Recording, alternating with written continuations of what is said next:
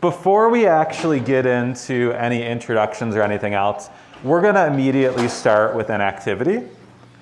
So going to jump right into an activity to start our class here. A little bit of energy before we get into some of the typical first day stuff. So we're going to start each class with what I call a think, pair, share activity.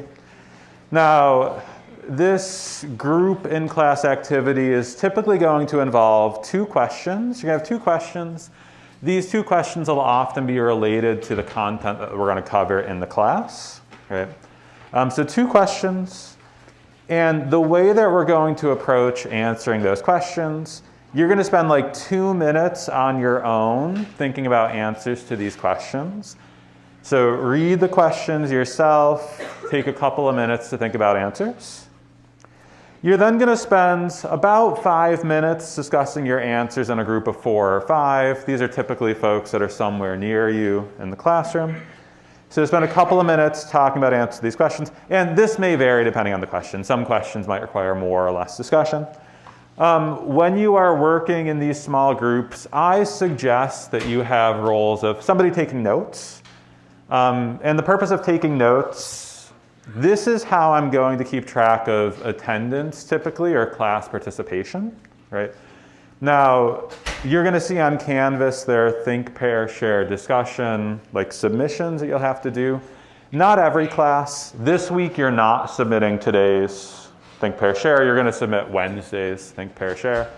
But somebody to take notes within your group, and that note taker can then send your group's discussion to the rest of the people in your group.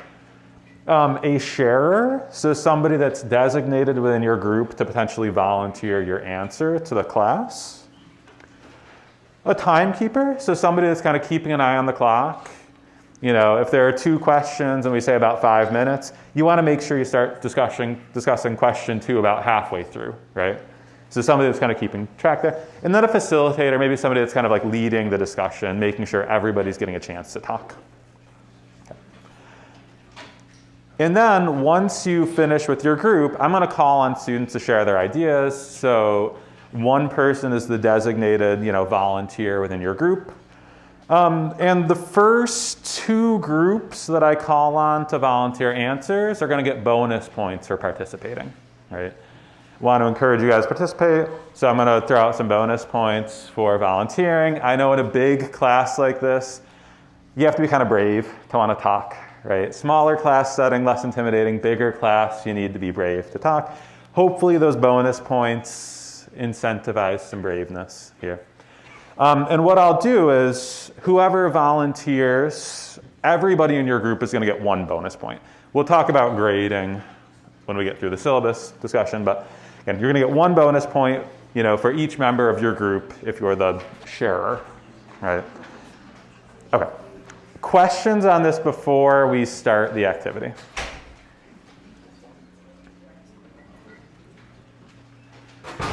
Okay, so I'm going to pay attention to the clock. Take about 2 minutes to answer these 2 questions on your own. If you want to write something down, or if you want to just think through these answers, go ahead. So again, 2 minutes on your own. We're going to start the share portion after.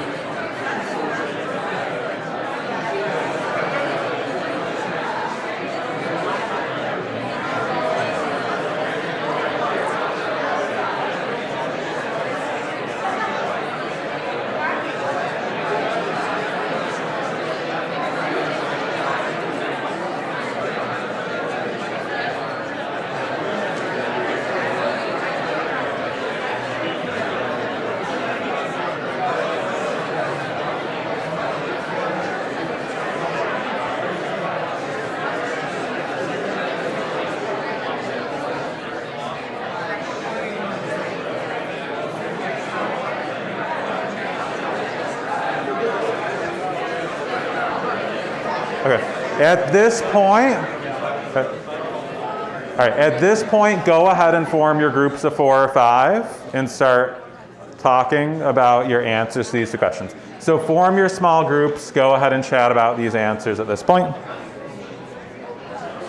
And again, about 5 minutes.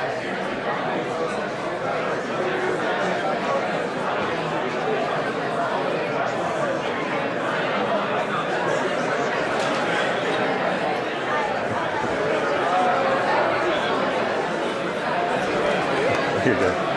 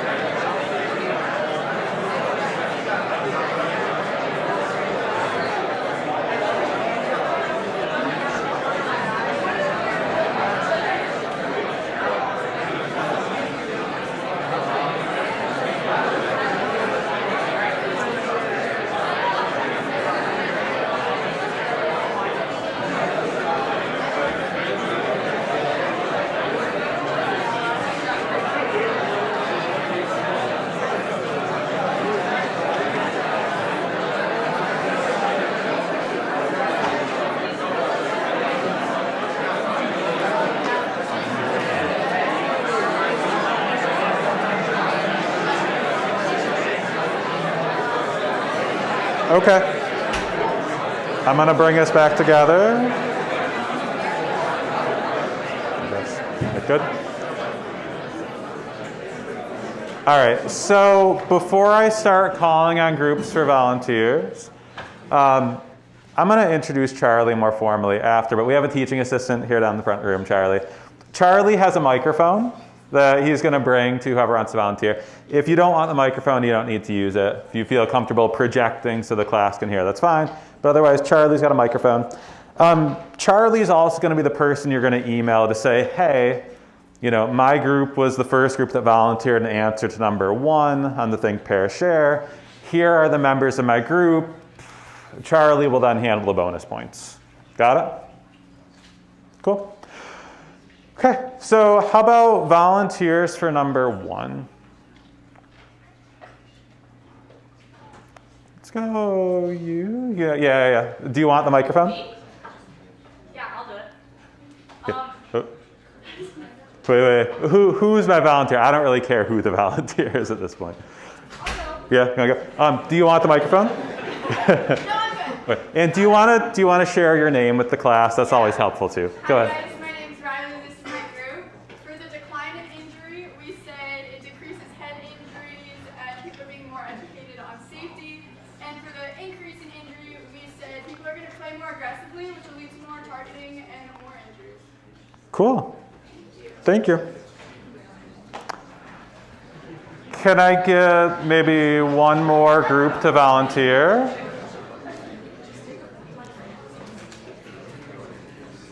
All right, so my name is Caleb. Our group is over here. Thank you.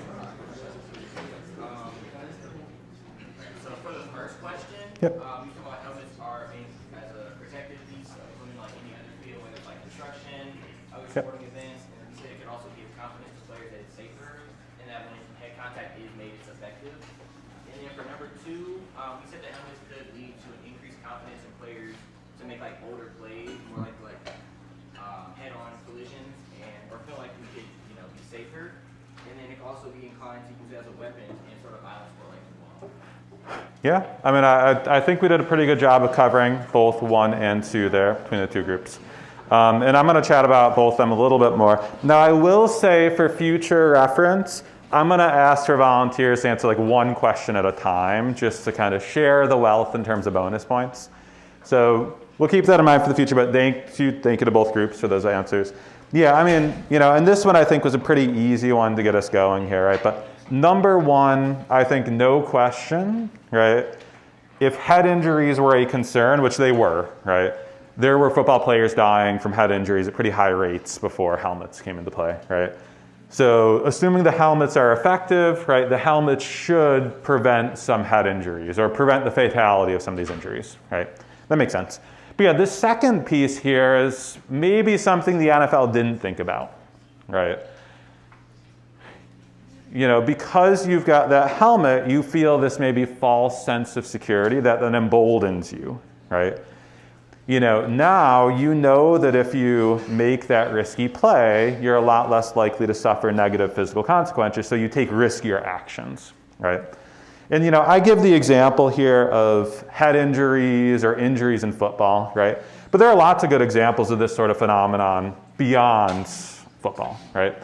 Consider the case of, car safety, right? If you think about car safety in the modern world, right, you've got airbags, right? You've got a seatbelt, right? There are people that survive pretty brutal car crashes because of how safe cars are, right? Does that affect the way that you drive? Probably, right? I mean, you'll catch me from time to time going 85, 90 on the highway, right? Maybe more than that when I was even younger, right? Would I be driving 85 on the highway if I didn't have airbags or if I didn't have a seatbelt? Probably not, right? Or consider other behaviors, right? Do we have any snowboarders in the class? Cool. Any skateboarders in the class? Cool. Does the fact that your parents have health insurance that you're then covered under their plan, affect your willingness to engage in risky tricks on the slopes? Probably, right? That if you break your leg snowboarding, there's not going to be some big financial consequence to doing so, right? Your parents' health insurance is going to cover you, right? Do we think that, because you have health insurance, you might engage in other more risky behaviors, right? Say binge drinking or smoking, right? If you have a negative health outcome because of those sorts of activities, right, you're not suffering the full consequences. And we may talk about this a little bit more further down the road. We might call this sort of behavior moral hazard, right, is maybe the technical term for this, right? But in the case of helmets, right, you have this protective piece of equipment as a football player, you may be willing to engage in some more dangerous plays as a result. Right? Questions on this? You know, so what is economics, right? Yeah, we'll talk some about money and things like that, right? But economics is also the study of how people make decisions, right? And here's a pretty clear example of something that I would say falls under the purview of economics, right, or economic thinking, right? That is certainly not something directly money related. Cool? Okay. So who am I, right? That might be nice to know now that you're in the classroom here. My name is Dr. Richard Paulson, Professor Paulson, Dr. Paulson, perfectly fine. I use he, him pronouns. I've got a PhD in economics from Northeastern University. I have never taken a sport management class. I've taught several at this point, right, but I've never taken a sport management class. All of my training is either in economics or mathematics. So, you know, when it comes to the delivery of the course material here, right, I am an expert in economics. I'm certainly an expert in sport too, right? Or at least the sports I care about the most, right? I mean, I'm a faculty member here in the sport management department, right? But there may be times you guys know more about your individual sport of choice than I do, right? And I am well aware of and I'm perfectly accepting the fact that I'm not an expert in everything there is sport. And there are times you guys might bring information to this course, you know, at a greater level than I do as it relates to sport. I can say I'm probably the foremost expert of economics in this classroom, right? So feel pretty confident on that front. But yeah, so my PhD is in economics. I've got a bachelor's degree in math and economics from Utica University and a master's degree in economics from Northeastern. I do research in sports economics, primarily focused on labor market issues, so I study workers. Sorry, there are some certain spots on this floor that then cause the screen to go in and out, though it should be back by now. Anyways, we'll see if walking back this way helps.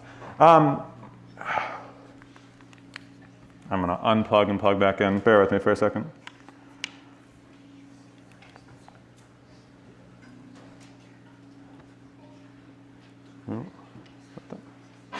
Okay, we're back. So I study workers. Those workers might be athletes. Those workers might be other workers in the sport industry.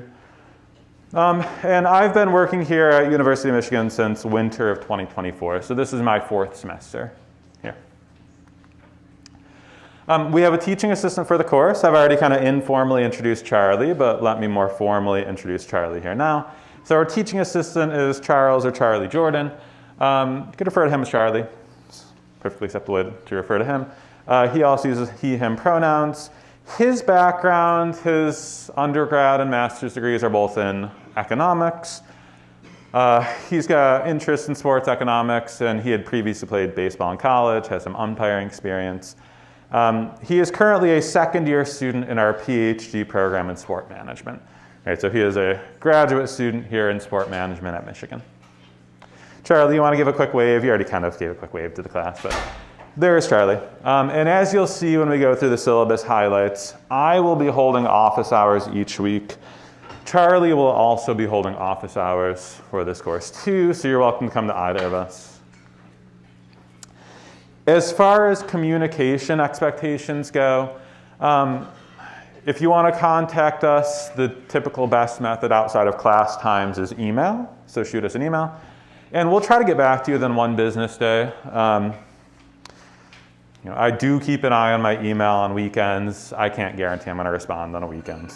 But we'll try to get back to you within 1 business day. As for who you should contact for what, you're going to contact Charlie, our teaching assistant, if you're going to miss class. So if you're planning to miss a single class here or there, you're going to let Charlie know.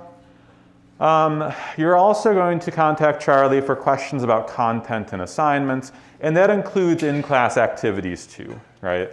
So our 2 groups that earn bonus points from the Think, Pair, Share activity, you're going to shoot Charlie an email.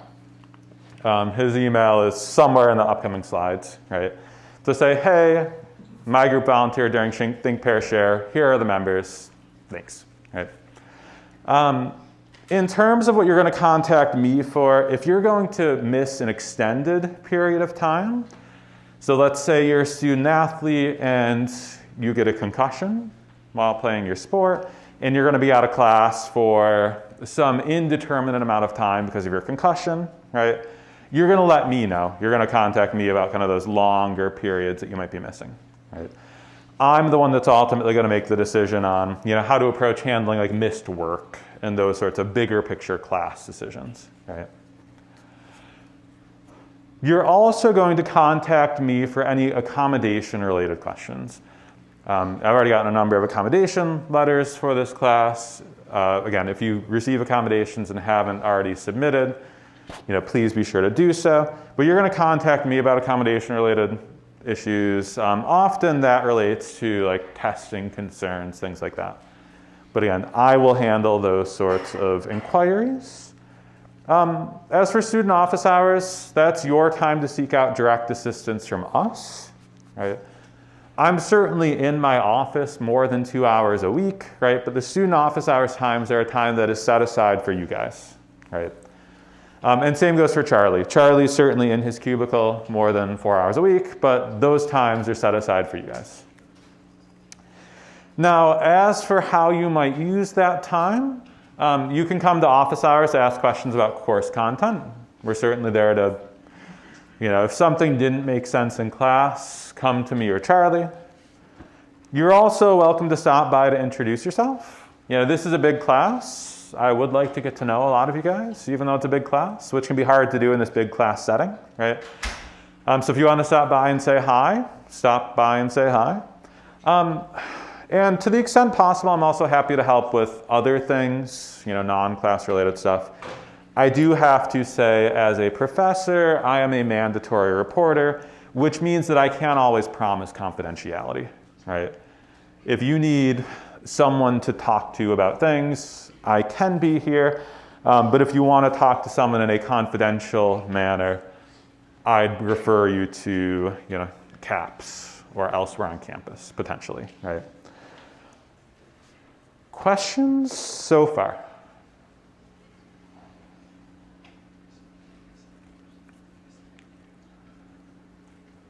Okay. I've got a number of questions here that will allow me to get to know you guys a bit. Now, you're going to see, in terms of engagement during class, we're going to have the think, pair, share group activities at the start of each class. You're also going to see like multiple choice style questions sprinkled in throughout the slides. Now here, these are just some questions that I have thrown in to learn about you, but you'll see some content-related questions in a normal slide deck, right? And for these questions that you're going to see, multiple choice questions, I'm just going to ask for like a show of hands, right? So for this first question, what is your program of study here at UM? 3 choices: sport management, something else Canese, or outside of Canese. You want to give me a show of hands for A, sport management? Okay, so most of you are sport management. That is pretty typical. This is a required course that most students take as sophomores or juniors, so I expect you guys to be here. How about other majors in the School of Kinesiology? Okay, cool. This one hand. What is that other major, if you don't mind sharing? Exercise science. Awesome. Welcome. Anybody outside of kinesiology? Cool. What is that major outside of kinesiology, if you don't mind sharing? I'm econ. Okay, cool. Yeah, I had a couple of econ majors in this class last year, so you're not alone in being an econ major taking this course. The econ department also offers a sport econ class, not taught by a sports economist, right? But cool. All right, awesome. So welcome, and welcome especially to those of you that are not sport management majors. I appreciate you being here by choice instead of by force. But again, my hope is that this is a positive experience for all of you here. There's a good reason that this is a required course within the sport management major, in my opinion. Okay, number 2. What is your class standing? So hands for freshmen. Do we have any freshmen in here? I didn't think so. Sophomores? Hands for sophomores? Cool. Hands for juniors? Awesome. Any seniors? Cool. Any other? I list other here. I didn't think so, but okay. Awesome.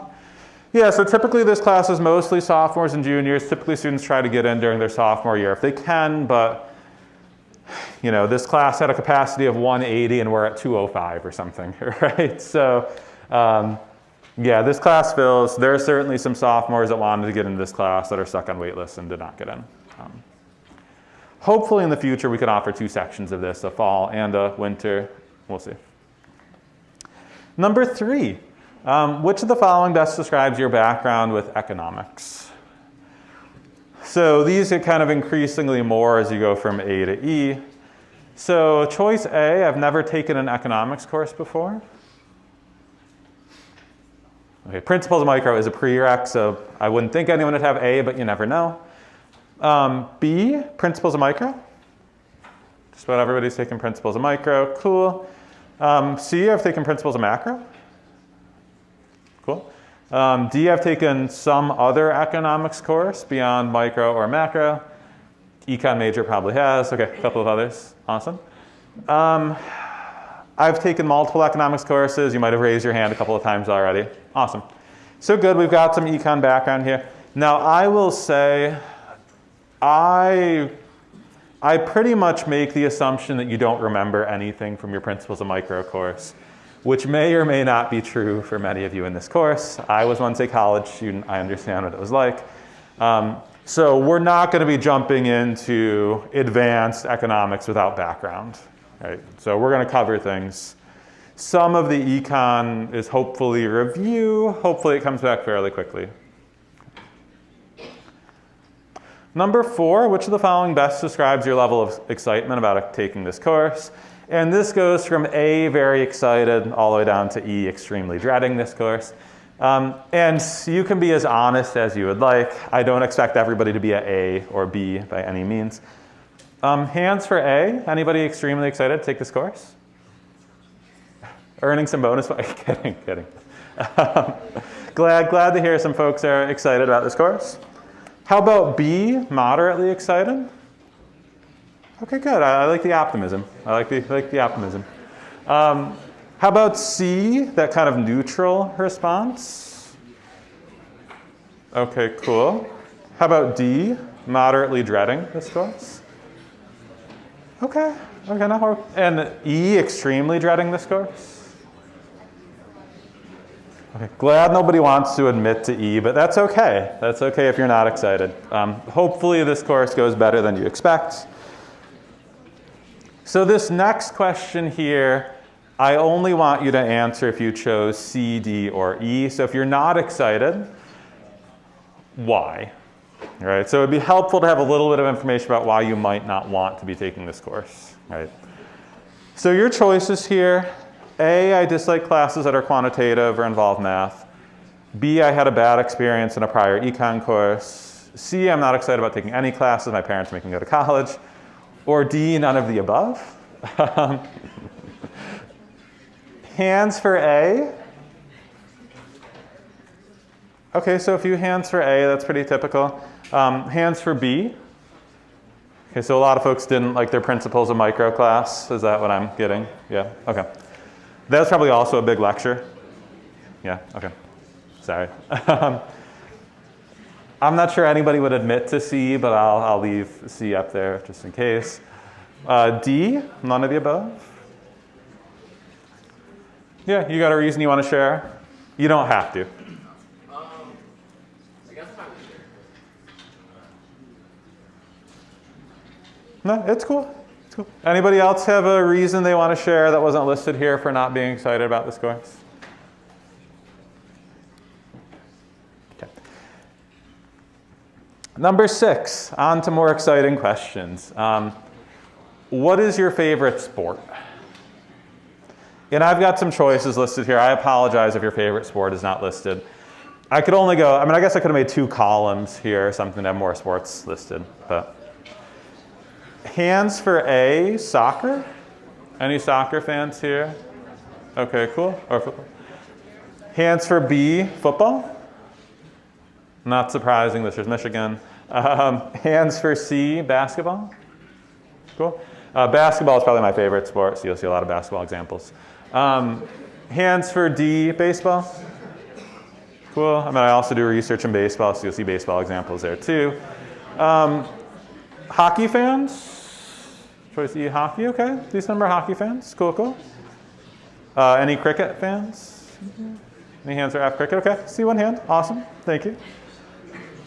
Golf, any golf fans here? Okay, decent number of golf fans.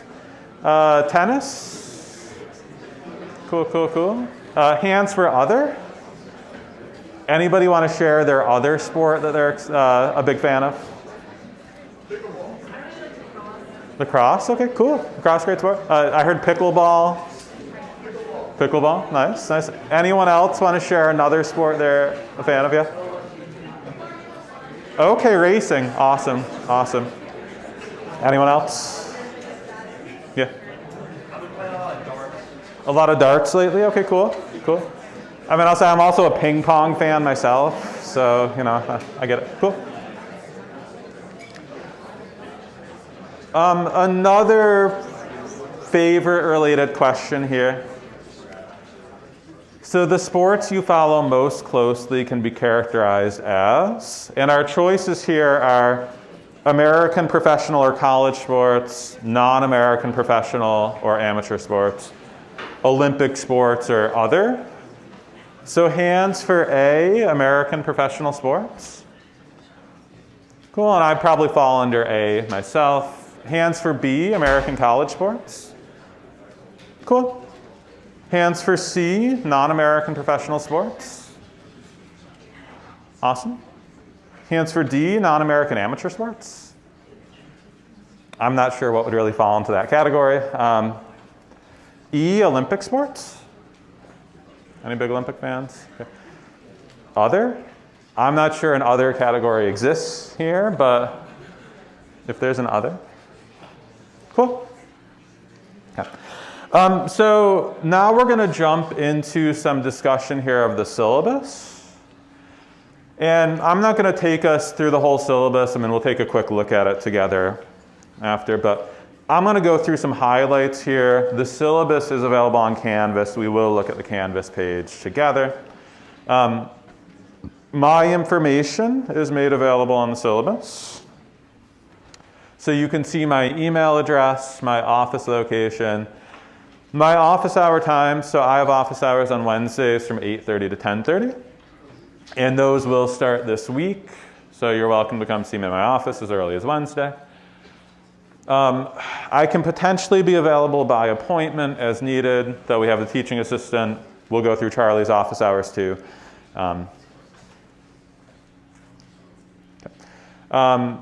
Typically office hours are held in person in my office location, but if you want to meet me on Zoom, I can provide a Zoom link too. Apparently if I step over here, it affects the screen, so I'll stay not too far in that direction.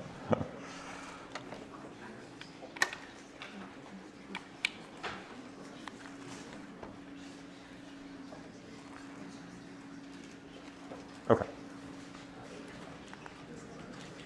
Here's Charlie's info. So you've got Charlie's email address here, that's cejordan@umich.edu. So those folks that have volunteered answers and want to email Charlie, go ahead. Charlie's office, he's got a cubicle that is workstation 3 in the sport management suite. And you've got his office hours times listed there. A little bit more from the syllabus. There are kind of 3 broader units within which we'll be covering content. The first broad unit is the industrial organization of sports. This talks a lot about how businesses operate and the environments within which they operate. We'll talk about public finance or sports and public policy. We're going to spend a few classes talking about venues. You know, how does the government play a role in funding sports stadiums and arenas, right? We'll also spend a little bit of time talking about the Olympics and the role the government plays in funding the Olympics. And then we'll spend a good chunk of time talking about the labor economics of sports. So these are worker-related issues. Again, we'll cover lots of different issues related to the workers, primarily the athletes, but also some other workers in sport too. In terms of textbooks, I'm not making you guys buy textbooks. These are both recommended textbooks. In terms of the sport coverage, I'm going to kind of loosely follow this Economics of Sports textbook. I'm loosely following the 7th edition. If you are interested in purchasing this textbook, you might consider an older edition. Again, there are suggested readings on the syllabus. Broadly, everything you're going to be tested on is going to be covered in class, right? So in terms of good study habits, reviewing materials before class can help things to stick better. All right, so not a bad idea to get your hands on these textbooks, but not required. Right? You're not going to see a question on the exam that comes directly from the book that we never talked about. Right? The other book here is Principles of Microeconomics from OpenStax. So this is an open source textbook. And I'll pull up that textbook after to show you guys. But in terms of reference material for some of the economics we cover in this class, this book or any Principles of Microeconomics book is going to cover that reference material. Questions on textbooks? Cool. Grading. So your final grade is going to be out of 400 possible points. So you're going to get a total grade out of 400 possible points. And the syllabus kind of goes through what you need in terms of total points to get a certain grade. But 60 points out of the 400 will come from attendance and participation. That's going to come from the Think, Pair, Shares, right? So we do a Think, Pair, Share. The first one that's going to be graded is going to happen on Wednesday, right? You're going to submit your group's answers to the Think, Pair, Share. Every group member is going to submit that same response, right? Charlie is going to look through those sometime after class and award points. And typically you're getting full points as long as you submit something reasonable for the Think, Pair, Shares, right? You don't need the correct answer. This is really participation points. But if you're submitting complete nonsense and Charlie catches it, you're not going to get those points. Right? Homework assignments or quizzes are worth 60 points. You're going to see a number of multiple choice quizzes throughout the semester related to course content for a total of 60 points. And then the midterm and final exam are where the bulk of the points are coming from. Right? And we're going to talk about a little bit of advice on how to succeed in this class in a little bit. But a lot of points coming from these multiple choice exams throughout the semester. I don't love it, but it's kind of the unfortunate reality of a class this big, right? There are 205 of you in this classroom. While I might love to do group projects or a paper, right? Hard to ask Charlie to grade all of those individual submissions, right? So a lot of points coming from exams, but we'll talk about that in a little bit. And then you can earn bonus points by volunteering answers in class, right? So already 8 of you have earned 1 bonus point. That'll be added to your kind of total points. Questions so far?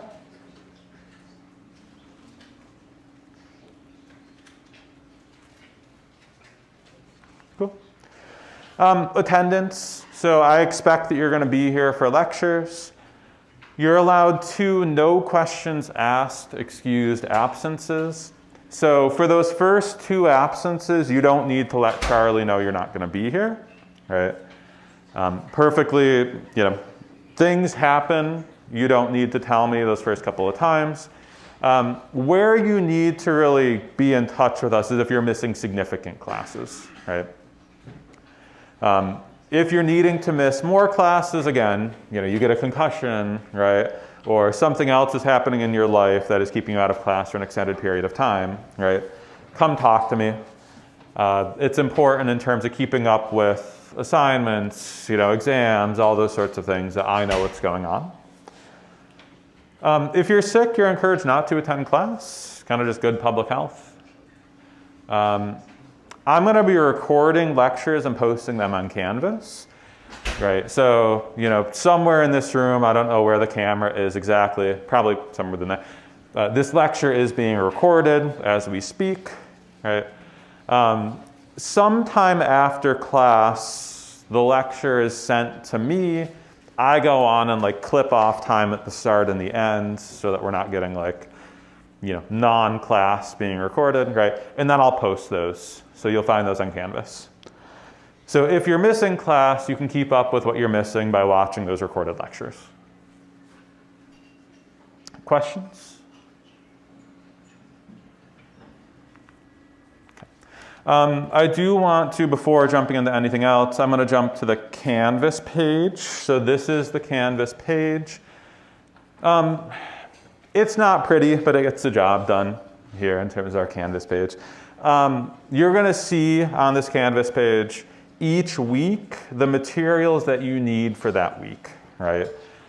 So here in week 1, you can find the syllabus. You can find this How to Succeed in SM241 document that we'll look at together in a second.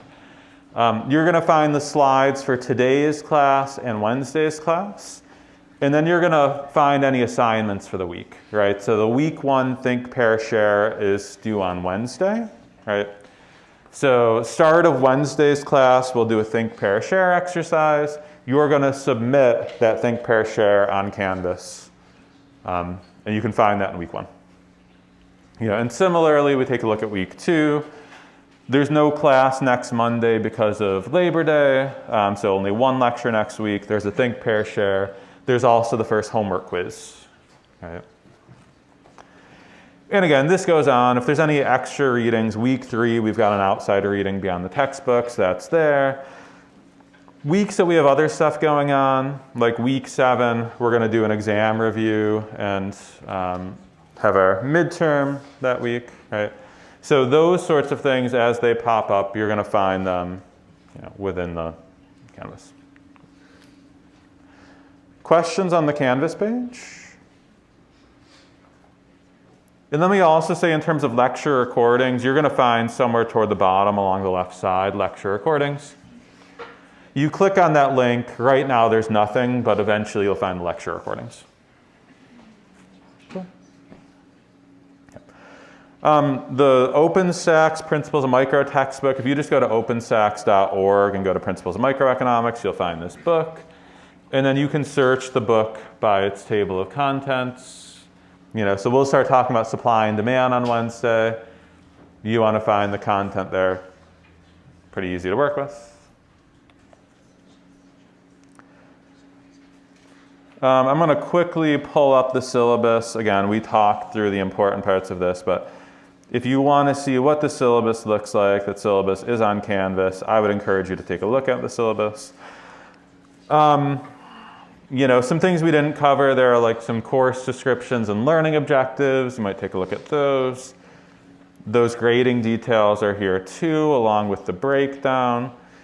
Pretty much it just corresponds to percentages, right? Like if you're getting 90% of the points, you're getting an A- or better, right? Here's a pretty detailed course outline, which is important here in the syllabus. So this goes through class dates, topics we're covering, and suggested readings from the textbooks. ES is the Economics of Sports textbook. PM is the Principles of Micro textbook. And I highlight when we've got like missed classes here. I also highlight when there's like guest speakers, things like that here within the slides. Cool. Then there are a number of statements here at the bottom. Academic integrity, these are all pretty boilerplate. In this class, cheating would be like copying somebody's answers on an exam, right? When we're here taking the test as a class, there's going to be 5 different versions of the test or something. It's going to be kind of hard to cheat off somebody else sitting nearby. But if we see you consistently looking over the shoulder of somebody else during an exam, you'll face consequences. Otherwise, you can work with classmates on the homework assignments, right? In terms of an AI policy, you're going to be taking in-person paper exams that are closed note in this course, right? So there's not really an opportunity to use MGPT in kind of any negative ways in this course. I'd encourage you to complete the in-class problems and homework assignments without the use of AI. largely because you're not going to be able to use AI while you're taking the test, right? So it doesn't really benefit you to like, throw the homework quiz into ChatGPT to get the answers. Better to do the practice yourself, because the test you're going to be doing yourself, right? Questions on this? Cool. There's information here on accommodations. I'll highlight, there are also a number of links here related to student well-being, so all that stuff is here. Cool. Any questions on the syllabus? Things we didn't talk about? Cool. So a little bit of advice on how to succeed in the course, and I would suggest that you give this kind of a thorough read, but kind of the preface here is a lot of points in this class come from multiple choice exams, right? And again, as I had indicated previously, that's just kind of an unfortunate reality for a course this big, right? There aren't really great ways to do it any differently. I don't love it myself, but I recognize that it's just infeasible to take alternative approaches to grading in a class this size. So how might you approach succeeding in this course? I've got some advice here on the science behind effective learning. And to keep it kind of simple, right, the harder your brain has to work, the more likely you are to learn and retain information, right? So when it comes to good study habits, well, what are some bad study habits? One bad study habit is just watching the lecture recordings. Right? So it's 4 days before the exam. You're trying to figure out how should I study for the midterm, right? In theory, you've got enough time to rewatch all the old lectures, right? Why is rewatching the old lectures a bad study habit? Well, it looks easy to solve the problems when I'm doing it, right? It's a lot harder when you're doing it yourself, right? You kind of build a false sense of confidence by watching those lecture recordings, right? Oh yeah, Dr. Paulson just did that in class. That seems so easy. I know how to do that, right? When you really don't, right? So like watching the lecture recordings, not a good way to spend your time studying, right? What might be a good way to study? Doing a practice test, right? There's going to be a practice exam posted for you on Canvas before the actual test. Do the practice exam, right? Why do students avoid practice exams? It makes them feel bad sometimes, right? If you take the practice exam and it doesn't go well, you're not going to feel very great, right? However, the act of actually doing practice problems is going to help you learn things, right? So the more you can engage in self-quizzing, the better you're going to recall that information, right? And the course is designed with this in mind, right? There's a reason there are, multiple choice questions thrown throughout the slides, right? One, those multiple choice problems are going to give you like samples of what the actual exams could look like, right? But two, it's also going to help you learn the material better, right? I talk about supply and demand and everything sounds great, but if you can solve the problem yourself, you're actually learning something, right? So where can you find practice problems? The slides. Any of those review questions we see in the slides or knowledge check questions in the slides are good practice problems. Homework assignments and quizzes are a good place to find practice problems. The practice exam. You might make your own flashcards or practice problems. Another good way to approach practice problems is to make your own problems. The OpenStax Econ textbook has end of chapter practice problems that you might consider looking at. And if you do a good Google search, if you're like, supply and demand practice problems, you're going to find a lot of good practice problems. Right? Questions on this?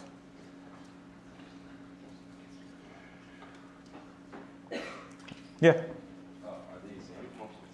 Yeah. Yep. Yeah, so exams are multiple choice. I think the midterm exam might have 25 questions or something. So a pretty reasonable number given the class time.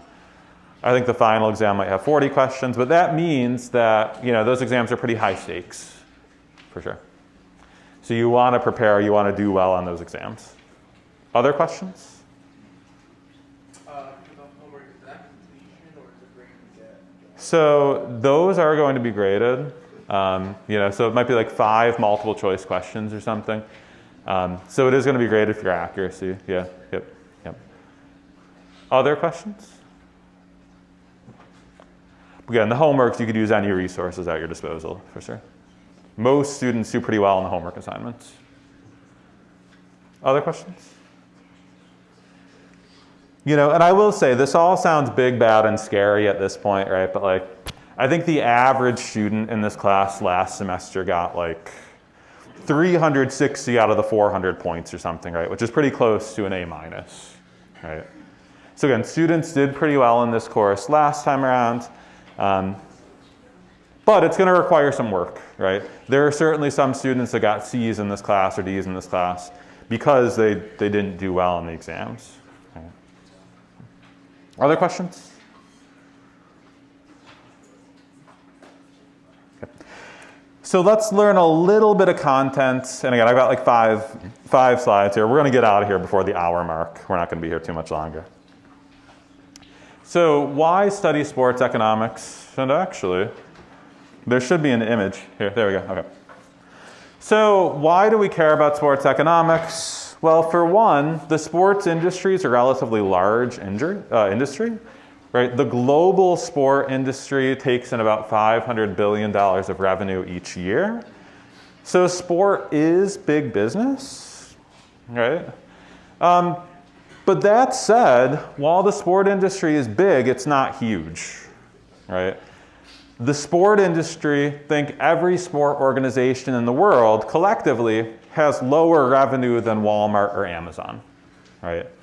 Granted, Walmart and Amazon are huge companies, right? But take every sport organization in the world, put them together, they're not as big as Walmart, right?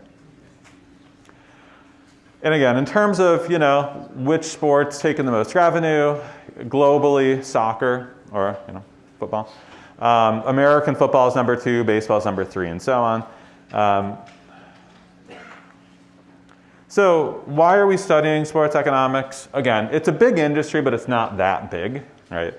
There's not an economics of Walmart class out there, despite Walmart being bigger, but we've got a whole major dedicated to sport, right? Sport has a huge social impact, right? So even though sport is not that big in terms of the business, right?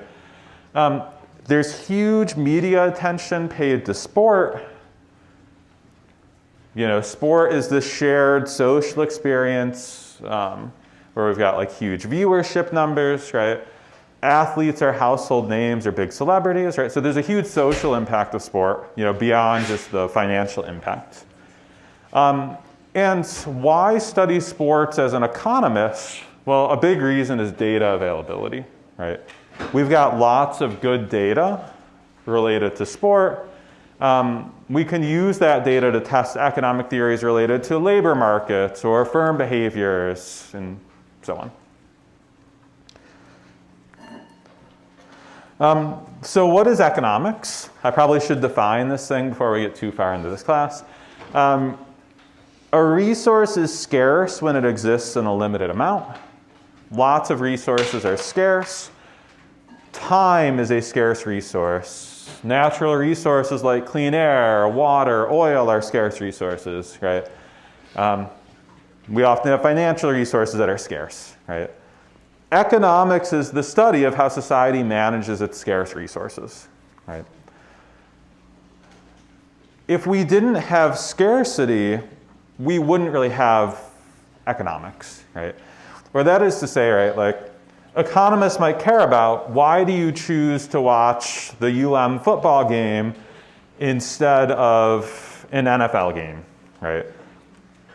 Or why are you choosing to purchase Coke instead of Pepsi, right?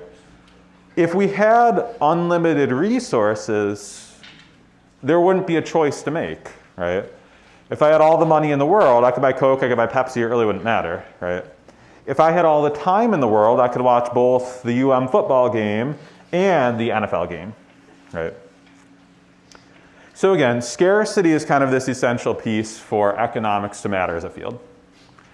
An economist is going to study how people make decisions dealing with these scarce resources, how people interact, and then forces and trends in the broader economy, right? So, you've got a scarce financial resource. How do you spend that scarce financial resource? A little bit of terminology here. First, the term trade-off. So when people are making decisions, scarcity causes individuals to make trade-offs amongst alternatives. A trade-off occurs when we have limited resources and you have to make a choice between two or more alternative uses of those resources.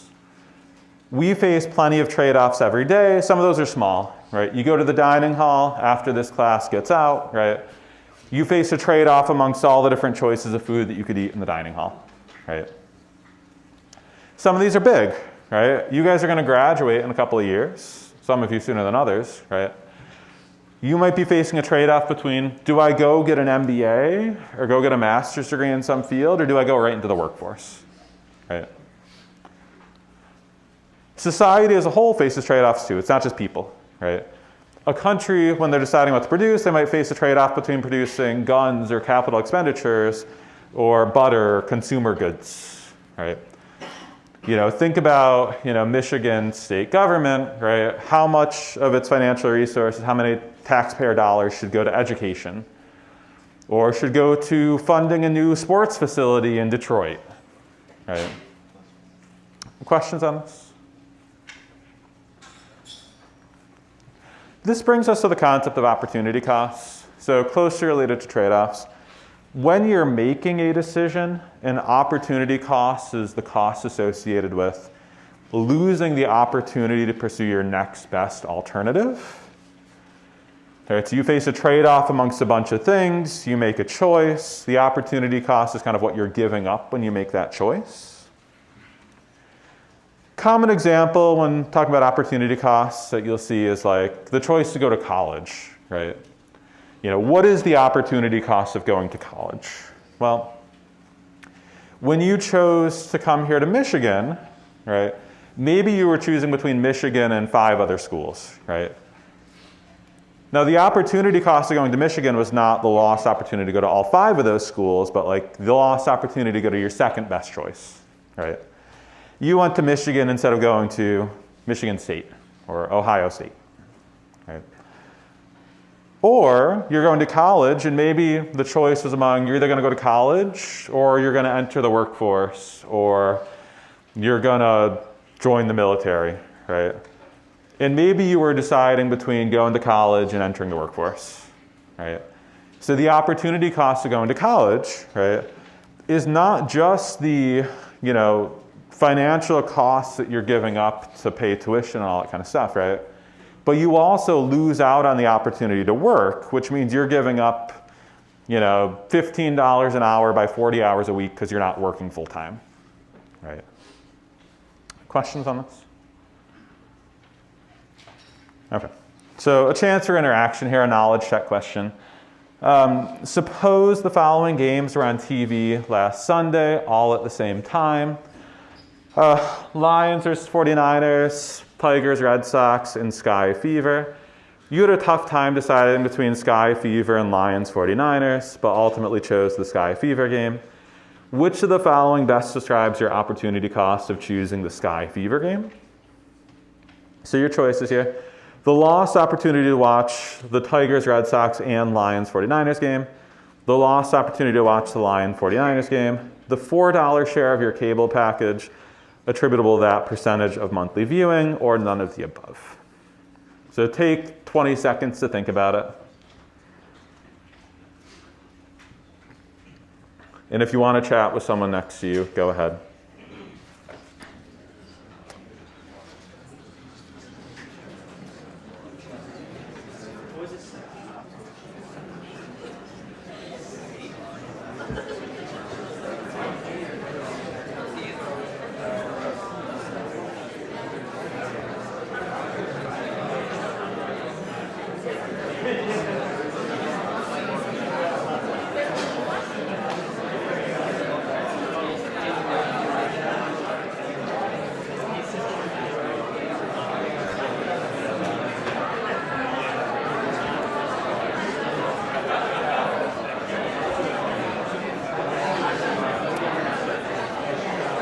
Okay. I'm going to bring us back together.